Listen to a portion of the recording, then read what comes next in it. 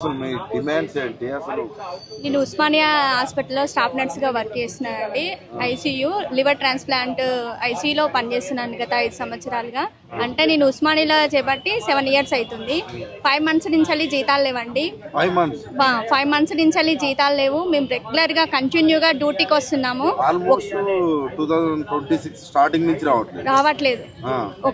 ఒక్క మంత్ పడ్డదండి. ఇంకా మిగిలిన అయితే బడ్జెట్ లేదని అంటున్నారు. కానీ ఇక్కడ మాత్రం బిల్లు ఉందని అంటున్నారు. కానీ మాకైతే ఇంతవరకు ఆ బిల్లు వెళ్ళలేదు. మాకు జీతాలు కూడా రాలేదు. మేము డ్యూటీకి కూడా కష్టపడి అతి కష్టం మీద మేము డ్యూటీకి వస్తున్నాము. చేతిలో డబ్బులు లేకున్నా కానీ మా ఇంట్లో ఆర్థిక పరిస్థితి బాగా లేకపోయినా కానీ మేము డ్యూటీ చేస్తున్నాము. ఇంట్లో ఫ్యామిలీ కూడా ఆరోగ్యంగా ఎవరు మా ఫ్యామిలీలో ఆరోగ్యంగా లేరండి.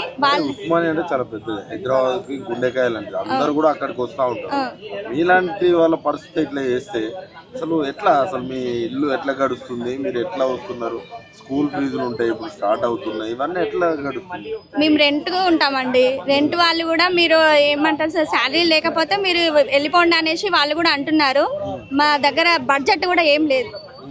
మా ఆయన ఈరోజు చేసే కానీ రేపు వెళ్ళని పరిస్థితి మాది. మేము అలాంటి కండిషన్లో డ్యూటీ చేస్తున్నాం. పేరుకు పెద్ద ఆసుపత్రి, ఇంత పెద్ద ఆసుపత్రిలో మేము డ్యూటీ చేస్తున్నాం అంటేనే మహా ఎక్కువ అండి.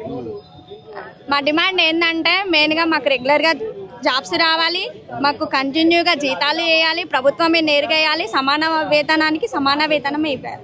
ఇది మా డిమాండ్స్. వేతనం ఇవ్వాలి అంతే. ఎట్లా మరి కుటుంబం ఎట్లా గడుస్తుంది? 5 నెలల నుంచి జీతం లేదు, ఎట్లా గడుపుతున్నారు? ఒక రోజు తిండి లేక ఒక రోజు తిండి ఉండి అట్లా గడుపుకుంటున్నాం. అది బంద్ చేస్తే మళ్ళీ ఉస్మానియా ఘోరం. నీలాంటి వాళ్ళకే జీతాలు ఇస్తలేరు 5 నెలల నుంచి. 5 నెలల నుంచి మాకు జీతాలు లేవు.